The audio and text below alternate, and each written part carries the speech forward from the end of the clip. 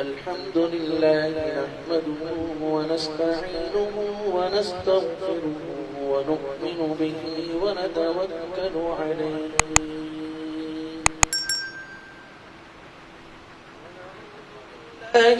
من شرور أنفسنا ومن سيئات أعمالنا من يهده الله فلا مضل له ومن يضلل فلا هادي له ونشهد أن لا إله إلا الله وحده لا شريك له ونشهد أن سيدنا وحبيبنا وشفيعنا ومولانا محمدا عبده ورسوله صلى الله تعالى عليه وعلى آله وأصحابه وبارك وسلم تسليما كثيرا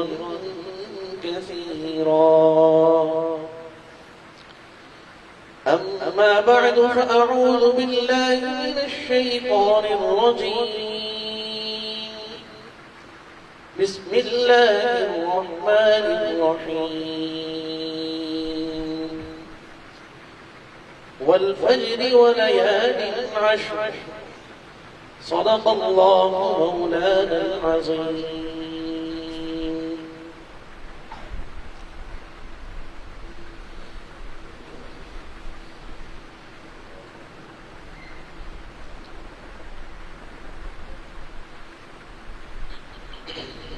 نہایت واجب الاحترام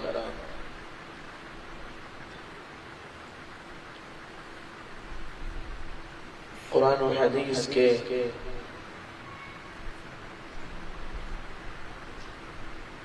طلباء اکرام السلام علیکم ورحمۃ اللہ تعالی وبرکاتہ۔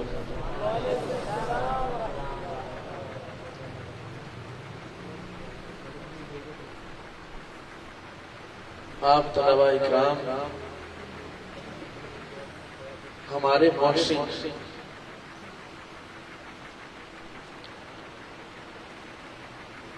ہر اعتبار سے آپ ہمارے محسن،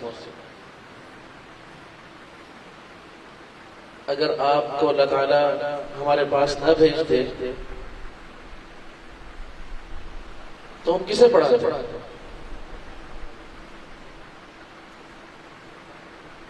ہم کس کی تربیت کرتے؟ ہم کس کے لیے فکر کرتے؟ اور یہ جو خوبصورت محافل مجالس ہیں ان کا انعقاد کیسے ہو پاتا؟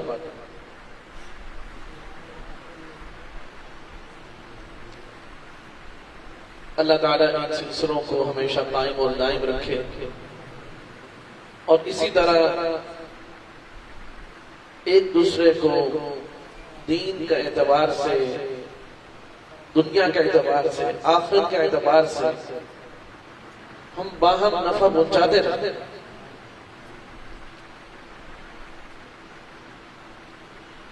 آپ طلباء اکرام کے علم میں ہے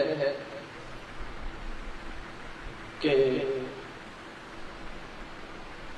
ذی الحج کا مہینہ شروع ہونے کو ہے۔ عام طور پر ہماری طبیعت میں جو بات آتی ہے اہل مدرسہ کے کہ بھی اب جو ہے وہ کچھ نہ کرنے کا سیزن آ رہا ہے، کچھ نہ کرنا، چھٹیاں آ رہی ہیں، بس کھائیں گے پیئیں گے اور خوب انجوائے کریں گے۔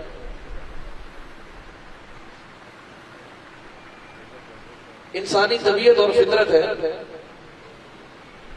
کہ انسان چھٹی چاہتا ہے، انسان چھٹی چاہتا ہے، اور یہ کوئی عیب کی بات نہیں۔ اگر کوئی کام تسلسل کے ساتھ جاری رہے تو اس کام کی لذت ختم ہو جاتی ہے۔ اس کی چاہت ختم ہو جاتی ہے۔ اس لیے آپ دیکھ لیں کہ اسلامی نظام میں بھی 6 دن کام ہے اور جمعہ کو چھٹی ہے، اور جو دفتری ہمارا نظام ہے اس میں 6 دن کام ہے اور اتوار کو چھٹی ہے۔ اور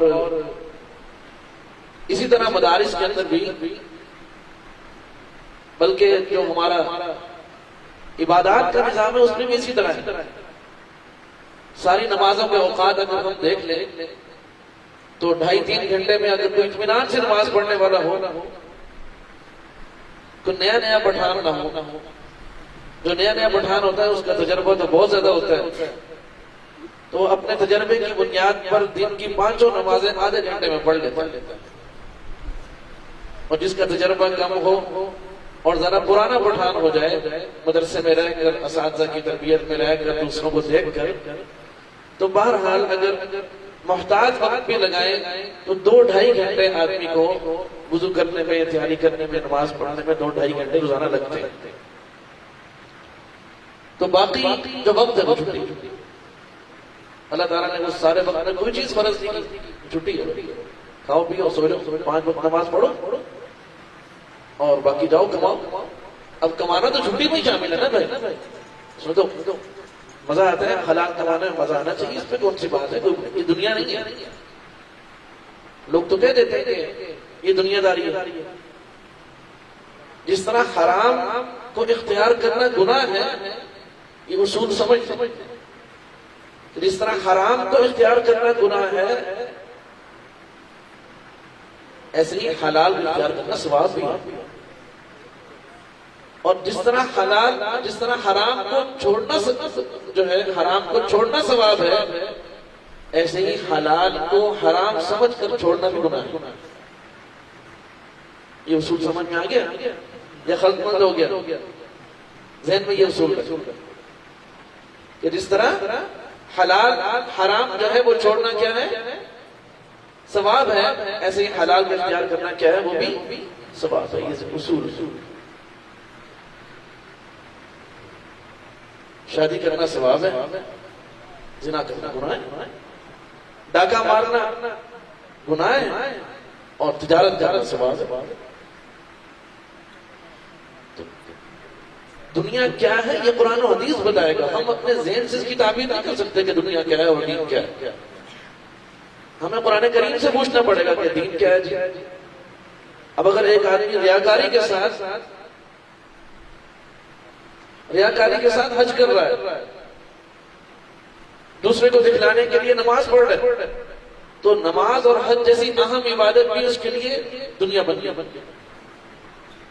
اور ایک آدمی حلال کمانے کے لیے فیکٹری کے دفتر میں اے سی چلا کے مزے سے بیٹھا ہوا ہے، حلال کما رہا ہے، اس کی نیت یہی ہے کہ اللہ کا حکم ہے میں حلال کھاؤں اور حلال کھلاؤں، تو اس کا اس طرح مزے میں بیٹھنا یہ بھی سمجھ آئی۔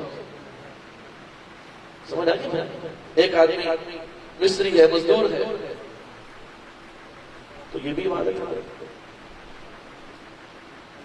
تو بھائی چھٹی آ رہی ہے تو چھٹی کرنا یہ کوئی بری چیز نہیں ہے، لیکن ہمارے ہاں مدارس میں الحمدللہ اور ہمارے دینی نظام میں بھی، اسلامی نظام میں بھی، چھٹی کا مطلب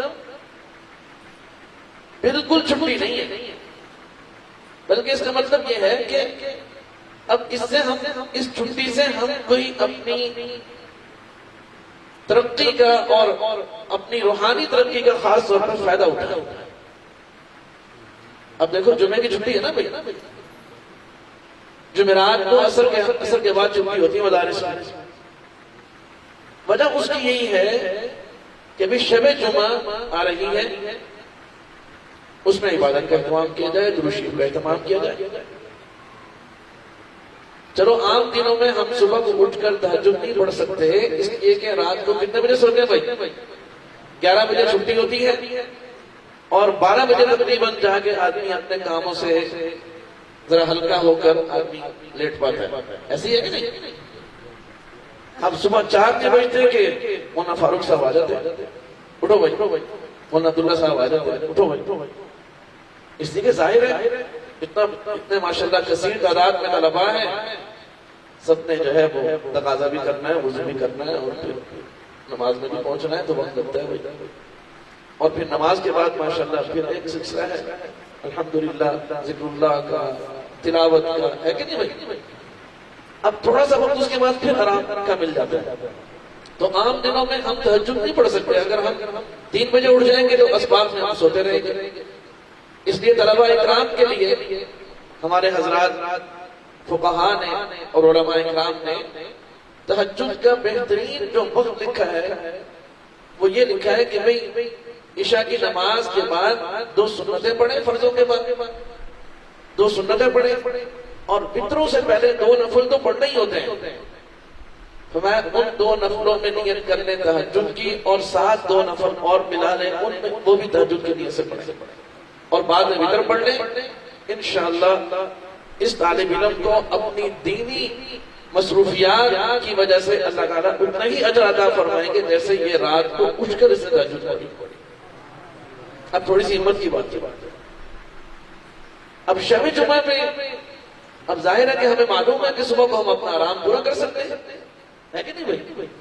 تو اب اس میں کم سے کم ہم طلباء اکرام کو، اساتذہ اکرام کو یہ کوشش کرنی چاہیے کہ اس دن بعد ہم 3 بجے اٹھ جائیں، رات کو جلدی سوئیں، کہ ہمارا جو چھٹی کا نظام زندگی ہے وہ اس ترتیب پر بنے کہ اس میں ہم سے عبادات ہو سکے. اسی طرح جمعے سے پہلے اگر کسی نے کپڑے دھونے ہیں، نہانا ہے، نہانا تو سنت ہے، بہت سارے کام ہوتے ہیں. جمعے کے بعد کھانا بھی کھا لیں، آرام بھی کر لیں. اس کے بعد جو عصر سے مغرب تک کا وقت ہے اس کو قیمتی بنائیں، کہ عصر سے مغرب تک قبولیت کا وقت ہے، درود شریف پڑھنے کا وقت ہے. تو ہم اپنا عصر کے بعد کا جو چھٹی کا وقت ہے جمعے کے دن اس کو ہم قیمتی بنائیں. اور یہ باتیں ہمارے مزاج میں، ہماری طبیعت میں تب داخل ہوگی کہ جب ہم خود اپنے اوپر جبر کریں. اسی کا نام ریاضت ہے. اور یقین کریں آپ کہ آپ 2-3 ماہ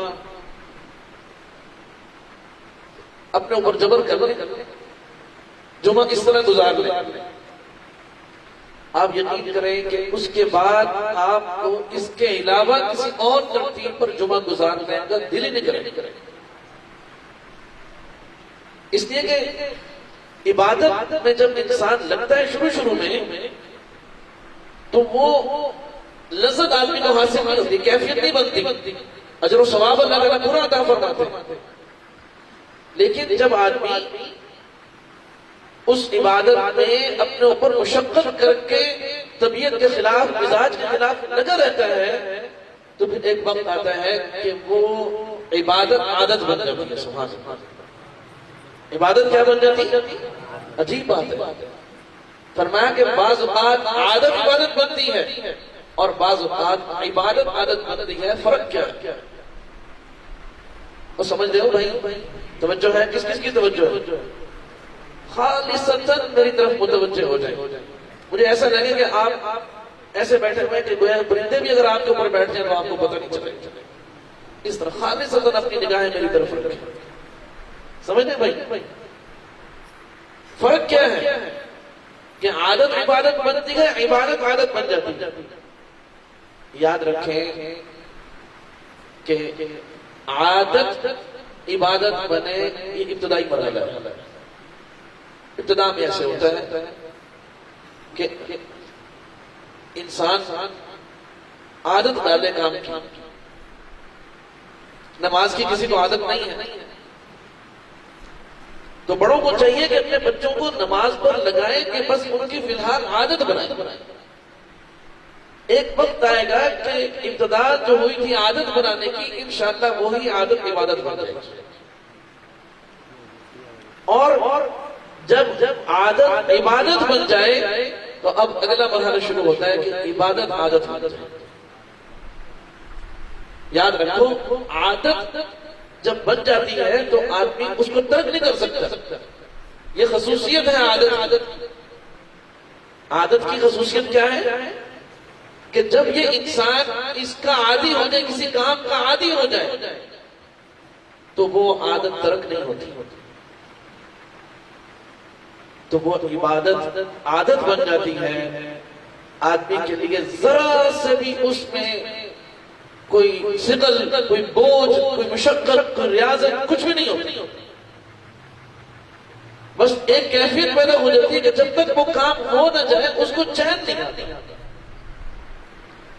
جب تک وہ کام ہو نہ جائے تو اس کو چین نہیں آتا.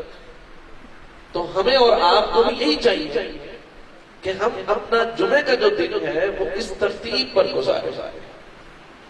پہلے تو میری گزشتہ سال آپ ساتھیوں کے علم میں ہے کہ ہم نے کچھ دن خانقاہی مجلس مستقل بنیاد پر رکھی کہ وہ عشاء وقت سے شروع ہوتی تھی اور پھر جو ہے وہ صبح اشراق تک چلتی تھی.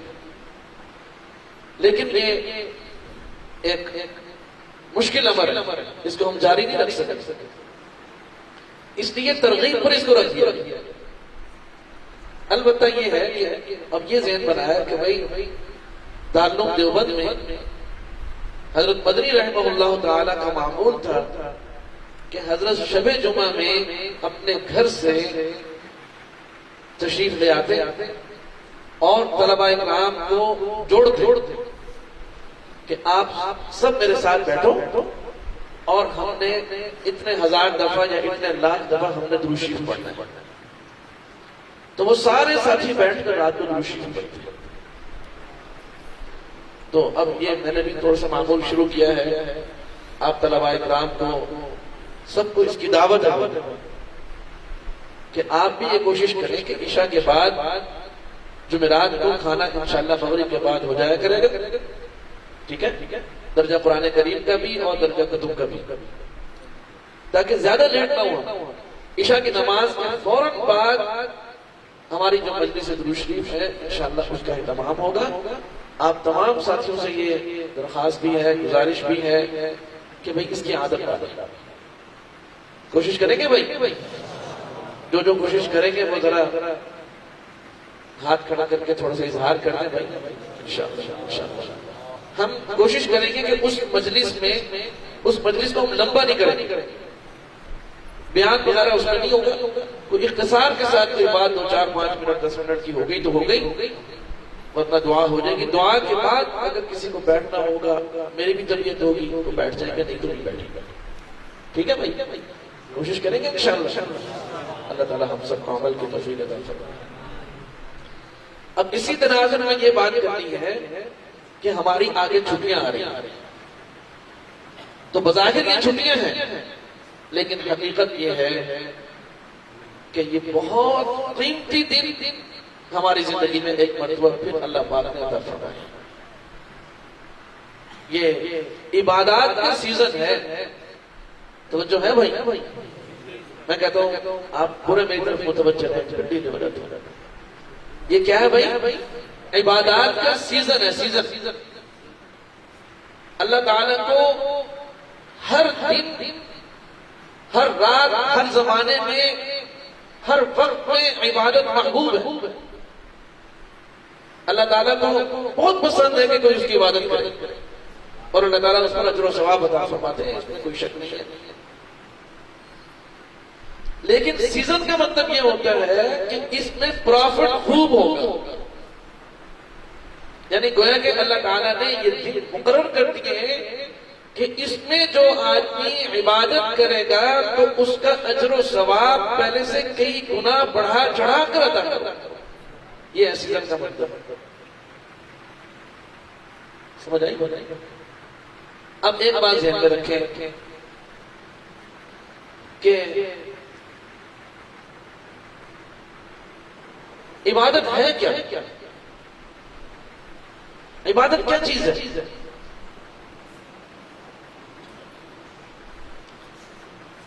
ہر وہ عمل, سنتے ہو بھائی, ہر وہ عمل جو اللہ کی رضا اور اس کی محبت کی تلاش میں کیا جائے. کیا عرض کیا ہر وہ عمل جو اللہ تعالیٰ کی رضا اور اس کی محبت کے تلاش میں کیا جائے اور اخلاص کے ساتھ کیا جائے وہ عبادت ہے. یہ ساری باتیں ذہن میں ہوں گی پھر وہ عمل عبادت بنے گا, پھر ہر عمل عبادت بن جائے گا.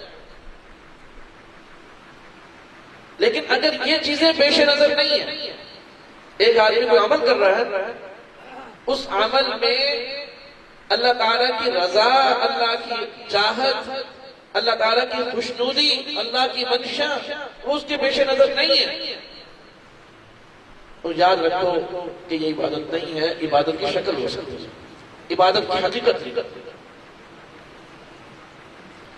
اسی طرح ہر وہ عمل کے جس کے کرنے میں اللہ تعالیٰ کی محبت انسان تلاش کر رہا ہے, ڈھونڈ رہا ہے, اس کی جستجو کر رہا ہے, تو وہ عبادت ہے. اب ایک اہم ترین جو میں نے بات اس میں پڑھائی ہے وہ ہے کہ وہ عمل اخلاص کے ساتھ کیا جائے. اس لیے کہ بغیر اخلاص کے بڑے سے بڑا عمل بھی اللہ تعالیٰ کے ہاں کوئی حیثیت اور کوئی موقع نہیں رکھتا, اور اخلاص کے ساتھ کیا گیا بظاہر چھوٹا سا عمل اللہ تعالیٰ کے نام بہت بڑا ہے.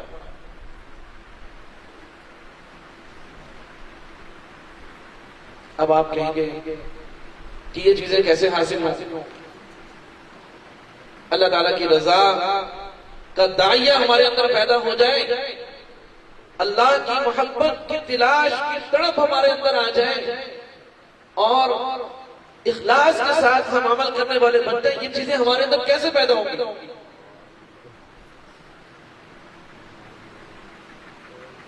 میرے بھائیوں کی بات یاد رکھیں, بغیر کسی اللہ والے کے تعلق کی یہ چیزیں قطعاً پیدا نہیں ہو سکتی. باقی سب چیزیں جو بیان کی جاتی ہیں وہ بھی کسی کے ساتھ جڑی ہوئی. اصل بات یہ ہے کہ انسان کسی اللہ والے کے ساتھ اپنا تعلق قائم کر لے, ان کے ساتھ جڑ جائے, تو اس کے نتیجے میں اللہ رب العزت کی عظیم دولتیں اور نعمتیں عطا فرماتا ہے. بات سمجھ آئی؟ اور آپ یقین کریں کہ جب اس طرح عبادت کی جائے کہ جس میں مقصود اللہ کی محبت ہے. ادھر میری طرف توجہ رکھو. عبادت کا مقصد کیا ہے؟ اللہ کی محبت پانا چاہتے ہیں. عبادت کا مقصود کیا ہے؟ کہ ہم اللہ تعالیٰ کو راضی اور خوش کرنا چاہتے ہیں اور اس کے اندر اخلاص پیدا کرنا چاہتے ہیں. آپ یقین کیجئے کہ اس نیت کے ساتھ, اس ارادے کے ساتھ انسان جب عمل کرتا ہے تو وہ عمل کرتا ہے وہ کبھی تھکتا نہیں. یہ جو ہم 2 رکعت پڑھ کر تھک جاتے ہیں, نماز میں دل نہیں لگتا. آپ نفلوں کی بات کر رہے ہیں, فرائض پڑھنا مشکل ہے. آپ حرام چھوڑنا مشکل ہو گیا. وجہ اس کی یہی ہے کہ جسم سے عمل تو ہو رہا ہے لیکن اس عمل کا مقصد معلوم نہیں ہے, اس کی روح ہمیں حاصل نہیں, روح سے معلوم. خالی جسم عمل کی صورت ہے, اس کی حقیقت. اس لیے یہ مسائل پیدا ہو رہے ہیں. اور جب آپ خود اندازہ لگائیں کہ جب آپ قرآن کریم کی کسی آیت سے, جناب رسول کریم صلی اللہ علیہ وسلم کی کسی حدیث مبارکہ سے یا کسی اللہ والے کی مجلس سے آپ متاثر ہوتے ہیں, تو اس کا نتیجہ یہ ہوتا ہے کہ نہیں ہوتا ہے کہ کچھ وقت یا کچھ دن تک عبادت کی ایک لذت اور ایک کیفیت اللہ پاک عطا فرما دیتا ہے. وجہ اس کی کیا ہے کہ تھوڑا سا جیسے دہی کو, جیسے وہ دودھ کو جاگ لگاتے ہیں نا, تو وہ تھوڑا سا جاگ لگ جاتا ہے صحبت کا, کسی بات کا, تو آدمی بننا شروع ہو جاتا ہے. لیکن جیسے ہی جو ہے وہ اس کا اثر ختم ہوا اور جو ہے پھر وہ کیفیت ختم ہو گئی اور پھر وہی لذت ختم ہو گئی، وہ بات پھر بندہ پھر اس سے محروم ہو گیا۔ اس لیے کہتے ہیں کہ تعلق کے اندر تسلسل ضروری ہے، ربط ضروری، ربط بغیر ربط کے، بغیر تعلق کے اگر بہت سارے ساتھی بیعت ہوتے ہیں لیکن وہ بیعت ہونے کے بعد ربط نہیں رکھتے، تعلق نہیں رکھتے، کوئی طلب اپنے اندر پیدا نہیں کرتے، تو یہ لا تعلقی، بے ربطگی اور یہ مزاج کے اندر استغنا، یہ چیزیں بھی انسان کو الٹا نقصان دیتی ہیں۔ اس لیے بیعت کا مطلب ہی یہ ہوتا ہے کہ بھی اس کے بعد پھر اپنے آپ کو حوالے کیا جائے اور تعلق کو مضبوط کیا جائے، یہ ضروری ہے۔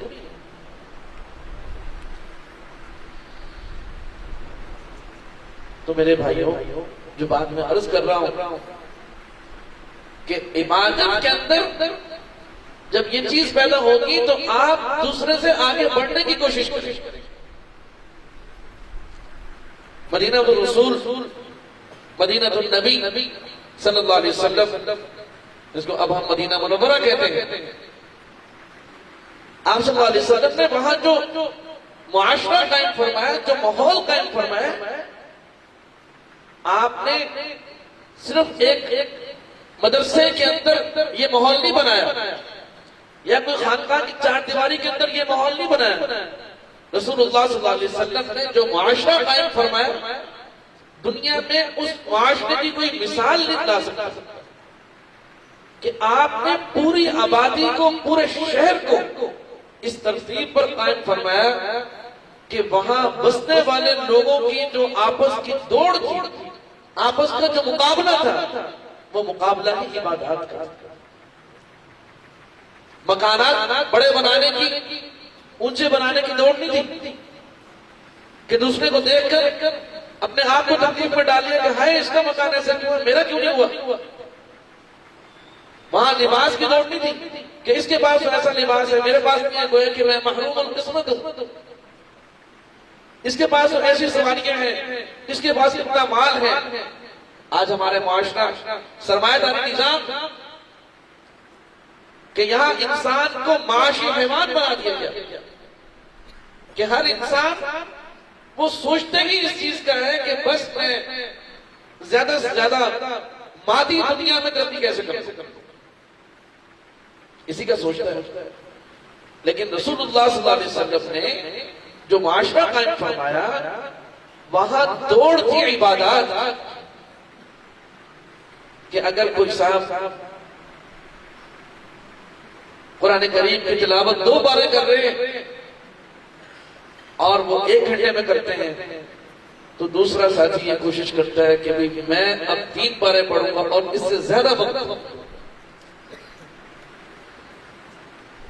اگر کوئی 5 روپے صدقہ کر رہا ہے تو دوسرا ساتھی یہ کوشش کرتا ہے کہ میں 10 روپے کروں۔ اگر ہم مرد صحابہ اکرام وہ جہاد پر جا رہے ہیں تو عورتیں آ کر سوال کر رہی ہیں کہ یا رسول اللہ، یہ قیامت کے روز ہمارے شوہر، ہمارے باپ، ہمارے بھائی یہ ہم سے آگے نکل جائیں گے اور ہم سے پیچھے رہ جائیں گی، اس لیے کہ ان کو جہاد کی اجازت ہے، ہمیں نہیں ہے، تو ہمارا کیا بنے گا؟ سوالات کر رہی ہیں۔ مطلب گھروں میں بھی جو ماحول ہے، معاشرے میں بھی جو ماحول ہے، مساجد میں بھی جو ماحول ہے، وہ ماحول ہی سارا عبادات میں، اللہ کو راضی کرنے میں، اللہ کو خوش کرنے میں اور نیکی تقوی میں ایک دوسرے سے آگے بڑھنے کا ہے۔ اور آپ یقین کریں کہ آج کا انسان، دوبارہ کہتا ہوں توجہ میری طرف رکھو، میں کوئی تقریر نہیں کر رہا، میں آپ لوگوں سے گفتگو کر رہا ہوں کہ آج کا انسان اگر دوبارہ اس کی طرف لوٹ آئے کہ میں نے مادی دوڑ میں شریک نہیں ہونا، بلکہ میں نے اعمال صالحہ میں ایک دوسرے سے آگے بڑھنے کی جو دوڑ ہے اس میں اپنے آپ کو شامل کرنا ہے، آپ یقین کیجئے کہ پورے معاشرے کے اندر سے ٹینشنیں اور تفکرات اور یہ سب چیزیں ختم ہو جائیں۔ یہ خلاصہ ہے۔ آج سرمایہ داری دور کے اندر ایک معاشی حیوان بنا دیا گیا انسان کو، اور اس دوڑ کی طرف لگا دیا پورے پورے معاشرے۔ 2 ہے تو 4 کیسے کرنے، 4 ہے تو 8 کیسے کرنے، 8 ہے تو 16 کیسے کرنے۔ انسان کو احساس نہیں ہے۔ ساری زندگی ایک آدمی سوچتا ہے کہ بھائی میں بس اس دفعہ یہ معاشی ترقی کر لوں، اتنا اور آگے بڑھ جاؤں، اور پھر انشاءاللہ آخری میں وقت آئے گا کہ میں وہ وقت نکال کر بس خالصتاً سارا کاروبار بچوں کے حوالے کر دوں گا اور میں اطمینان سے عبادت کروں گا۔ آپ یقین کریں کوئی ہوگا قسمت والا کہ جس کو اس طرح کا موقع مل جائے، نہیں تو ہوتا یہی ہے کہ وہ اسی دوڑ کے اندر دنیا سے رخصت ہو جاتا ہے۔ اسی دوڑ کے اندر پتہ ہی نہیں چلتا ہے کہ کب کیا کیا سوچے بیٹھا تھا اور کچھ بھی آ گیا۔ میں نے عرض کیا کہ تجارت کرنا نیکی ہے، لیکن معاشی حیوان بننا یہ کوئی نیکی نہیں ہے۔ ایک رکشے والے سے میری ملاقات ہوئی، میں نے کہا بھئی کتنا کما لیتے ہو؟ کہتے نہیں میں ضرورت کا کماتا ہوں، اور میں کماتا ہوں راحت کے لیے، اپنے آپ کو تکلیف میں ڈالنے کے لیے تھوڑی کماتا ہوں۔ میری ضرورت ہے روزانہ کا 1000 روپے فرض کر دیں، تو میں جب میرا 1000 پورا ہو جائے، وہ عصر کے بعد ہو جائے چاہے رات کو 12 بجے ہو جائے، جب میرا وہ پورا ہو جائے تو میں کہتا ہوں بس کہ اللہ کافی ہے، اس میں برکت ہے۔ باقی میں اپنے بچوں کو ٹائم دیتا ہوں، اپنے گھر میں ٹائم دیتا ہوں، سکون کرتا ہوں۔ یہ نہیں ہے کہ اب عصر کے بعد مجھے اگر 1000 مل گیا تو میں کو نہیں دیا، آج تو پھر 1500 کر لیں۔ اب پریشانی یہی ہے کہ ہر آدمی وہ ایک عجیب سی دوڑ کے اندر اور اسی فکر کے اندر مبتلا آگے بڑھتا چلا جاتا ہے۔ میرے دوستو، آپ کو میں اپنے آپ کو بھی یہ عرض کر رہا ہوں اور آپ کو بھی یہ بات عرض کر رہا ہوں، توجہ ہے میری بات کی طرف، کہ آج کی اس مجلس سے آپ یہ طے کر لیں اپنے اپنے لیے، کون کون طے کر رہا ہے بھائی؟ سب کی توجہ ہے نا؟ یہ طے کر لیں کہ ہم نے نیکی میں دوسرے سے آگے بڑھنا ہے بس، اور اپنی مادی جو ضروریات ہیں اس کے لیے فکر کرنی ہے، محنت کرنی ہے، کوشش بھی کرنی ہے، اور اچھا معیاری۔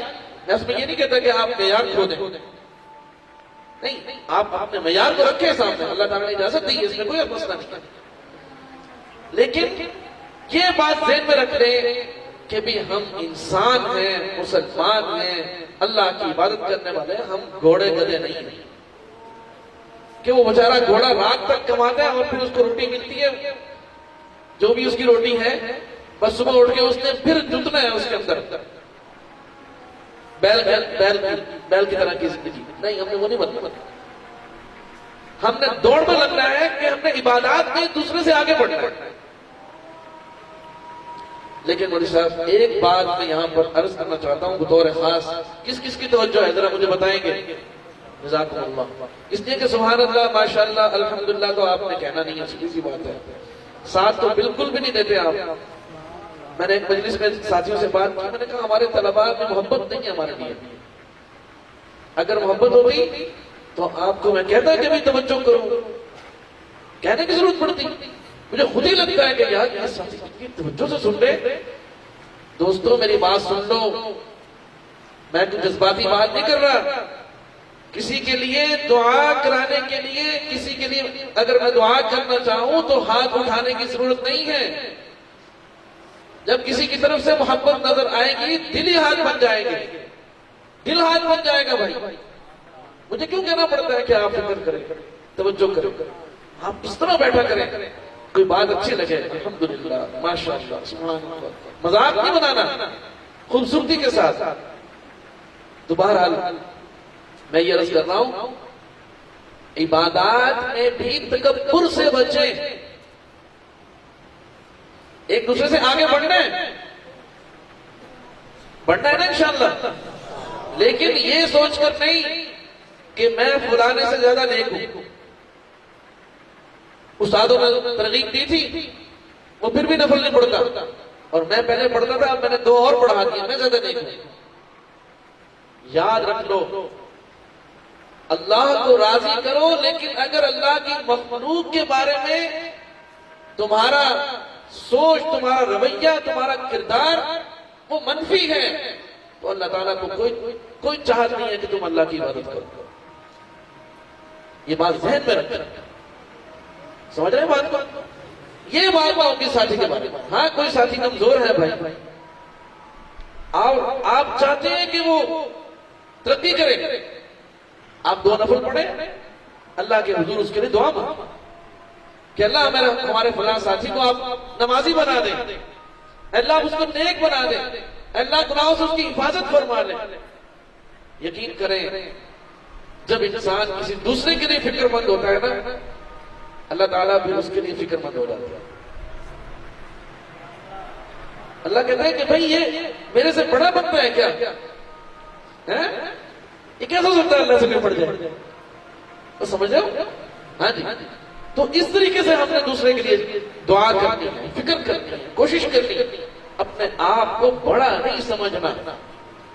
میں اپنے ساتھیوں سے یہ بات سبق میں بھی اور نجی ملاقات میں بھی یہ بات عرض کرتا رہتا ہوں کہ سب سے جو بڑے گناہ ہیں، بڑے گناہ، ان میں سے ایک بڑا گناہ تکبر۔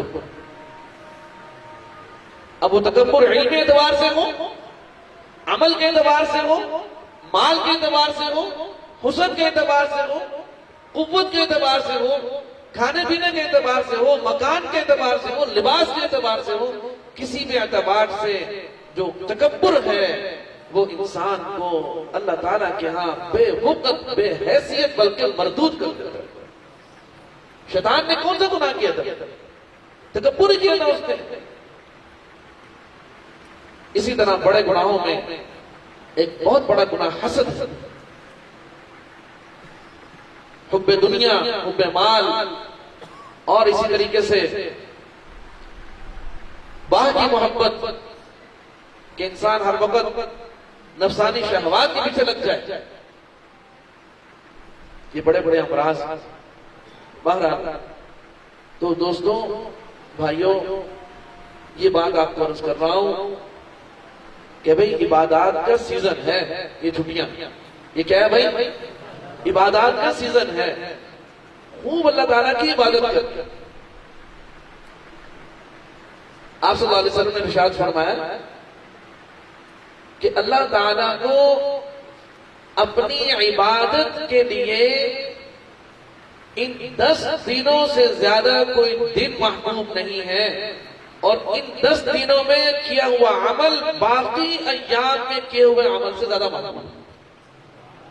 ایک آدمی نماز پڑھ رہا ہے 28 ذی القعدہ کو، 29 ذی القعدہ کو، اب وہی نماز وہ پڑھ رہا ہے یکم ذی الحج کو۔ اب نماز 29 والی بھی اللہ کو محبوب ہے، لیکن فرمایا جو یکم والی ہے وہ زیادہ محبوب ہے۔ اس میں اللہ تعالیٰ پہلے سے زیادہ نگاہ محبت ڈالتے ہیں، اور پہلے سے زیادہ اس کے عمل کو قبول فرماتے ہیں، اور پہلے سے زیادہ اس پر اجر و ثواب عطا فرماتے ہیں۔ میرے طالب علم دوستو، اجر و ثواب کیا ہے؟ اجر و ثواب، سب سے بڑا ثواب یہی ہے کہ ہم اللہ کی کوئی عبادت کریں اور اس کے نتیجے میں ہمیں اللہ مل جائے، اور اس کے نتیجے میں ہمیں اللہ کی محبت مل جائے، اللہ کو ہماری کوئی بات، کوئی جملہ، کوئی ادا وہ بھا جائے، وہ پسند آ جائے۔ بس یہ ہے اجر و ثواب۔ سمجھ رہے؟ صحابہ اکرام نے پوچھا یا رسول اللہ، آپ نے یہ جو بات ارشاد فرمائی ہے کہ ذی الحج کے 10 دنوں میں اللہ تعالیٰ کو کیے گئے نیک اعمال، اعمال صالحہ وہ محبوب ہے، باقی دنوں کی بنسبت زیادہ محبوب ہے، تو کیا جہاد بھی؟ آپ علیہ السلام نے فرمایا کہ ہاں، اگر کسی شخص نے پہلے جہاد کیا اور پھر ان 10 دنوں میں کیا تو اس کا اجر و ثواب یعنی ان 10 دنوں میں، یعنی جہاد سے بھی زیادہ ثواب ہے۔ یعنی اگر پہلے جہاد کیا تھا اور اس میں کوئی اور نیک کام کیا تو یہ نیک عمل اس جہاد سے بھی زیادہ محبوب ہے. اللہ اکبر. حالانکہ جہاد کتنی بڑی عبادت ہے. اب آگے سنو, آپ علیہ السلام نے فرمایا ہاں اگر کوئی شخص اپنا مال اور اپنی جان کے ساتھ وہ میدان جہاد میں شریک ہوا اور اس نے اپنا مال بھی وہیں کھپا دیا اور اپنی جان بھی وہیں لگا دی, تو یہ شخص بہرحال اس سے کوئی آگے نہیں بڑھ سکتا. اس سے کوئی آگے نہیں بڑھ سکتا, اس لیے کہ اس نے سب کچھ اللہ کے راہ میں لگا دیا. یہ تو خالی ہاتھ دنیا کی کوئی چیز بھی اس کے پاس نہیں رہی, خالی ہاتھ ہو گیا. اور یہ جو ذی الحج کے دن ہے یہ بھی بہت عظیم ہے اور اس کی راتیں بھی بہت عظیم ہیں.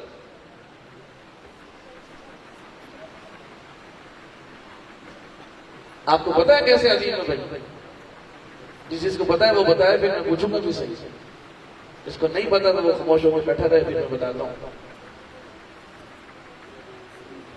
ذی الحج کے دن ایسے عظیم ہیں, فرمایا کہ جو شخص ذی الحج کے ان 9 دنوں میں روزہ رکھے, فرمایا کہ ایک دن کے روزے کا ثواب وہ 1 سال کے روزوں کے برابر ہے. ایک روزہ رکھا, ایک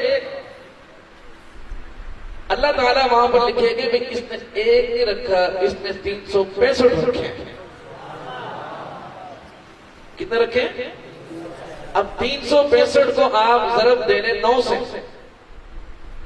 خود ہی دے رہے نا بھائی بات, تم تو میرے سے ماہر ہو ریاضی, سمجھ آ گئی؟ تو ایک دن کا روزہ اس کا ثواب کتنا ہے؟ 1 سال کے روزوں کے برابر. اور جو یوم عرفہ ہے اس کے بارے میں یہ روایت ہے کہ اگر یوم عرفہ یعنی 9 ذی الحج کو اگر کوئی شخص روزہ رکھتا ہے تو 1 سال کے روزوں کے برابر ثواب بھی ہے. وہ تو ہے ہی ہے نا. ایک روایت تو یہ ہے, اور ایک روایت یہ ہے کہ 9 ذی الحج یعنی یوم عرفہ کے روزے کا ثواب وہ 1000 روزوں کے برابر ہے. گویا کہ 1000 روزے رکھے, اب 365 کو آپ نے ضرب دینا ہے 8 سے, اور ادھر آپ نے 1000 کو بیچ میں جمع کر دینا. اور ایک اور فضیلت یوم عرفہ میں روزہ رکھنے کی یہ ہے کہ اللہ رب العزت 1 سال پہلے کے اور 1 سال بعد کے گناہ بھی معاف فرما دیتے ہیں. سبحان اللہ. لیکن اس میں کچھ باتیں ذہن میں رکھنا کہ یہ جو گناہ معاف ہوتے ہیں اس سے ایک تو مراد گناہ صغیرہ ہے. سمجھ آ گئی؟ کون سے مراد ہے؟ صغیرہ گناہ. جو کبیرہ گناہ ہیں ان کی بہرحال اگر وہ حقوق اللہ سے تعلق رکھتے ہیں تو ان کی ادائیگی ضروری ہے. حقوق العباد سے تعلق رکھتے ہیں تو ان کی ادائیگی بھی ضروری ہے اور معافی بھی ضروری ہے اگر وہ ادائیگی سے تعلق رکھتے ہیں. بہرحال تفصیلات آپ سنتے رہتے ہیں. سمجھ رہے بات؟ لیکن ایک اور بات جو روحانی دنیا کی بات ہے بھائی, جس کی توجہ اسی کو بتاؤں گا. ایسے نہیں بھائی ہاتھ اٹھا کر بتاؤ نا. شاباش. بڑی خوبصورت بات کہ اللہ تعالیٰ اس کو گناہوں سے اس کے اگلے سال کے گناہ معاف کر دیں گے. وہ کہے گا نہیں اللہ میں تو کیے نہیں. جب ایک کام گناہ کیا ہی نہیں تو معافی کا کیا مطلب ہے؟ ایک آدمی نے گناہ کیا ہی نہیں ہے تو معافی کا کیا مطلب ہے؟ یا اللہ میں کرتا تو آپ معاف کر دیں, میں نے کیا ہی نہیں تو معافی کا کیا مطلب؟ یہ بات نہ ہوئی. سمجھ آ گئی نا؟ تو اس کا بڑا خوبصورت مطلب حضرت بستاری رحمہ اللہ نے لکھا ہے. حضرت بستاری رحمہ اللہ فرماتے ہیں کہ 1 سال بعد کے گناہ معاف کرنے کا مقصد یہ ہے کہ اللہ رب العزت اگلے سال اس کو گناہوں سے بچا کر رکھیں گے. جب وہ کرے گا ہی نہیں اللہ تعالیٰ بچا لیں گے نا. تو جب اللہ تعالیٰ یہ نوبت نہیں آئے گی کہ اس کو معاف کرنا پڑے کہ اللہ تعالیٰ اس کو بچا لے گا. موقع نہیں آنے دیں گے اللہ پاک. سمجھ آ گئی میری بات؟ ایک مطلب اس کو یہ ہے, اور دوسرا مطلب بھی حضرت ساری رحمہ اللہ نے لکھا ہے حضرت استاذی رحمہ اللہ فرماتے ہیں کہ آدمی کو بعض اوقات گناہ کے بعد توبہ کی توفیق نہیں ہوتی. فرمایا کہ اس کا مطلب یہ ہے کہ اگلے سال کے گناہ معاف کر دیں گے. مطلب یہ ہے کہ اگر کوئی گناہ ہو گیا تو یہ گناہ کے ساتھ مرے گا نہیں جب تک کہ اس کو توبہ کی توفیق نہیں ہو جائے. گناہ کے ساتھ مرے گا نہیں. چھوٹی بات ہے، کتنی بڑی بات ہے کہ اللہ تعالیٰ توبہ کی توفیق عطا فرما دے گا. سمجھتے ہیں بات؟ جی. تو اس لیے اب میں نے اور آپ نے یہ کوشش کرنی ہے کہ ان دنوں میں ہم ان دنوں کو قیمتی بنائیں گے بھائی کہ نہیں. اور عشرہ ذی الحج کی جو راتیں رمضان المبارک میں شب قدر ہمیں تلاش کرنی پڑتی ہے تاک راتوں میں 21, 23, 25, 27 اور 29. ایسے ہے کہ نہیں بھائی؟ لیکن اس کے بارے میں فرمایا کہ عشرہ ذی الحجہ کی ہر رات شب قدر کے برابر. ہر رات شب قدر کے برابر. اور صاحب یہ کوئی لطیفے نہیں ہیں، یہ اللہ کے انعامات اور اس کی رحمتیں برس رہی ہیں انسانوں کے اوپر. اللہ کہتے ہیں لوٹ لو میلہ لوٹ لو بھائی جو لوٹنا چاہتا ہے. اب کون کون لوٹے گا بھائی؟ انشاءاللہ سب لوٹیں گے نا انشاءاللہ. ارادہ کرتے ہیں ابھی سے کہ انشاءاللہ ہم نے دوسرے سے آگے بڑھنا ہے اور میلہ لوٹنا ہے بھائی انشاءاللہ. سمجھ آئی بھائی؟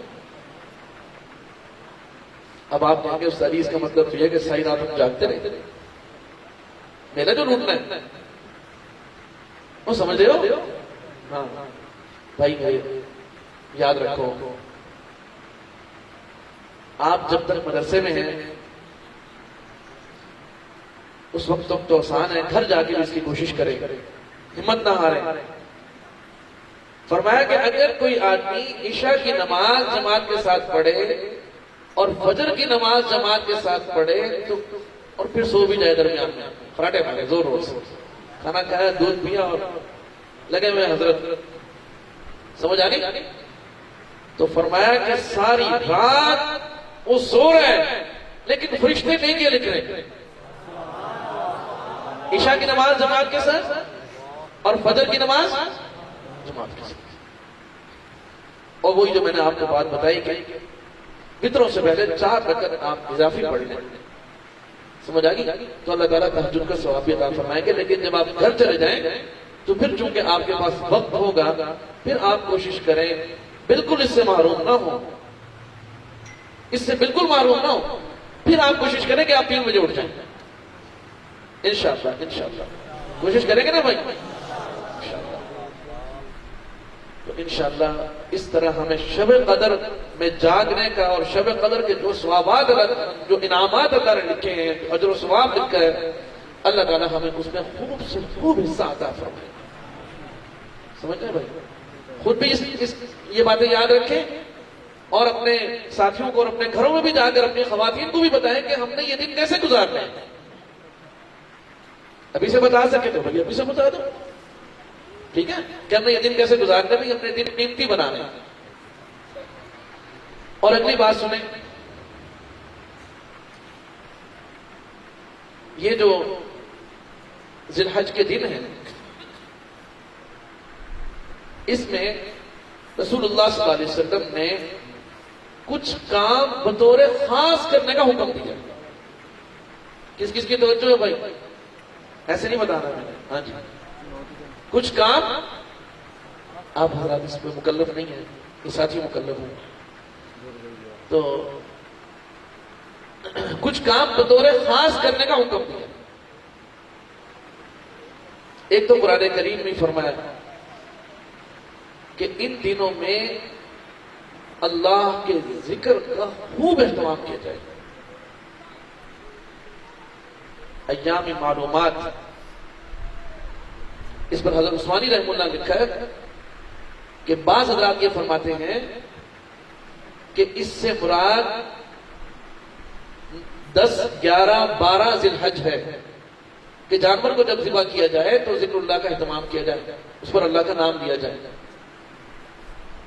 لیکن حضرت نے فرمایا کہ صحیح بات یہ ہے کہ آپ اس کو مطلق رکھیں.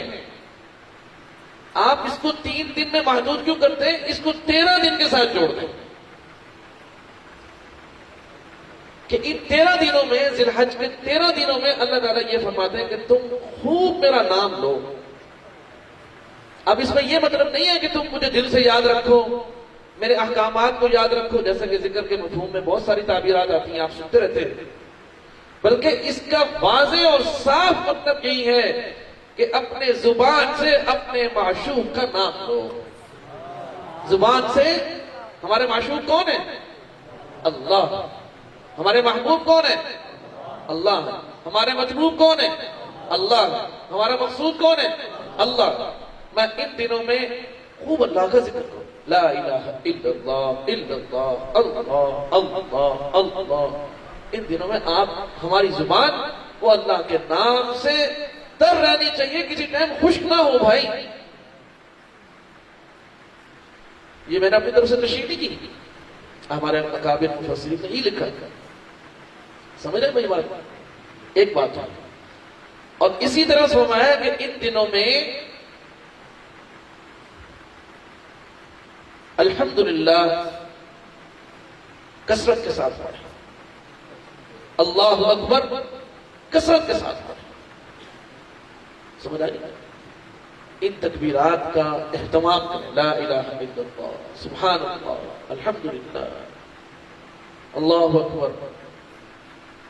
خوب اس کا اہتمام کریں ان دنوں کے اندر. اب یہ تو کتنے آسان کام ہے. اس کے لیے نہ کسی وقت کی شرط ہے، نہ کسی وضو کی شرط ہے، نہ کسی جگہ کی شرط ہے، کسی چیز کی بھی شرط نہیں ہے. انسان اگر بڑی بڑی عبادت نہیں کر سکتا، یہ بھی بہت بڑی عبادت ہے. اس کو ہلکا نہ لیا جائے، چھوٹا نہ لیا جائے. اور جب آپ نے الحمدللہ پڑھنا ہے، ادھر توجہ رکھو بھائی، کس کس کی توجہ ہے؟ جب آپ نے الحمدللہ پڑھنا ہے تو اس میں ساری اللہ کی نعمتوں پر آپ نے شکر ادا کرنا ہے، لیکن ایک نعمت جو اسی مہینے میں ملی ہے اس کی نیت بھی کر لیں. بتا دو میں عرض کر دوں، جو اسی مہینے میں ملی ہے وہ نعمت کون سی ہے؟ فرمایا کہ قرآن کریم کا نزول شروع ہوا رمضان مبارک میں، لیکن قرآن کریم مکمل ہوا ذی الحج میں. اور آپ صلی اللہ علیہ وسلم پر اللہ تعالیٰ نے یہ آیت نازل فرمائی، اليوم اکملت لکم دینکم واتممت علیکم نعمتی، کہ میں نے آپ پر، آپ کے لیے صحابہ اکرام کو بھی اس میں خطاب ہے کہ آپ کا دین جو ہے وہ مکمل کر دیا اور آپ پر اپنی نعمت بھی مکمل کر دی. تو فرمایا کہ بھائی دین کی عظیم الشان دولت اللہ تعالیٰ نے آپ صلی اللہ علیہ وسلم پر قرآن کریم کی اس آیت کے ذریعے سے اس کے اتمام کا، اس کی تکمیل کا اللہ تعالیٰ نے ہمیں مژدہ سنایا. اور یہ آیت کب نازل ہوئی؟ فرمایا کہ 10 ہجری تھی اور یوم عرفہ تھا. کون سی ہجری تھی بھائی؟ 10 ہجری. اور دن کون سا تھا؟ اور یوم عرفہ اس دن جمعے کے دن تھا. سبحان اللہ.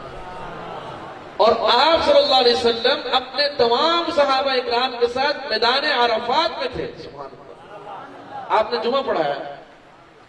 جمعہ پڑھانے کے بعد ابھی عصر کی نماز نہیں ہوئی کہ اس وقت کہ جب آپ کے ارد گرد تمام آپ کے جانشار صحابہ اکرام موجود تھے، اس وقت اللہ رب العزت کی طرف سے یہ آیت وہاں میدان عرفات میں نازل ہوئی. ایک یہودی نے حضرت عمر رضی اللہ عنہ کو کہا کہ اگر یہ آیت ہماری کتاب میں ہوتی اور تو جس دن یہ نازل ہوتی ہم اس دن کو عید کا دن قرار دیتے.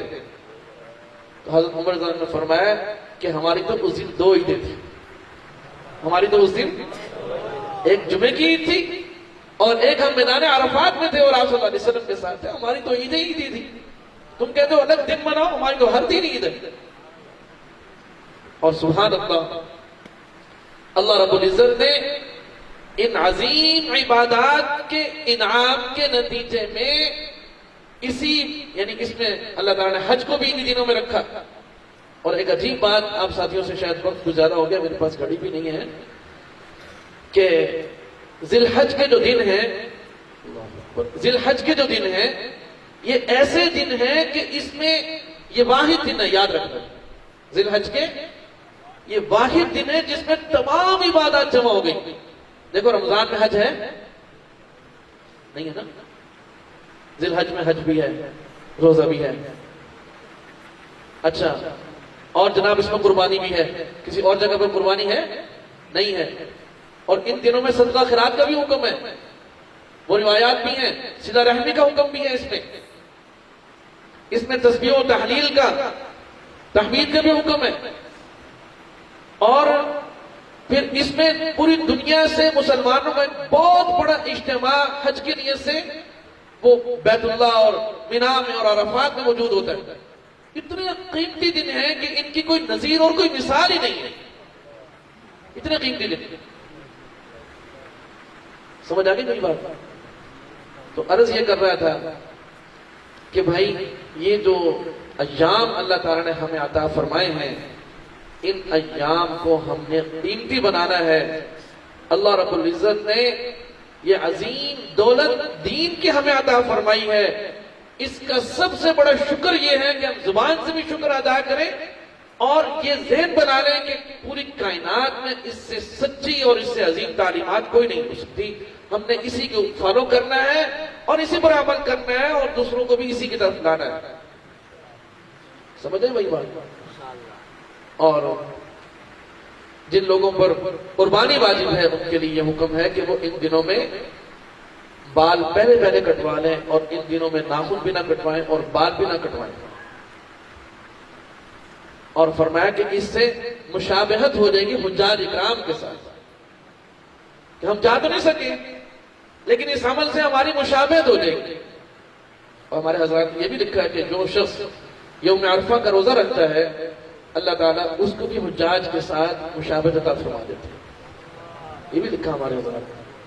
اس لیے بہرحال بہت سی باتیں اللہ پاک نے کہلوا دی، تو تمام ساتھی اپنے لیے بھی فکر کریں اور اپنے گھر کے لیے بھی فکر کریں، اپنی خواتین کو اور اپنے گھر میں بھی یہ بات بتائیں کہ انشاءاللہ ہم نے یہ دن اس طریقے سے گزارنے ہیں.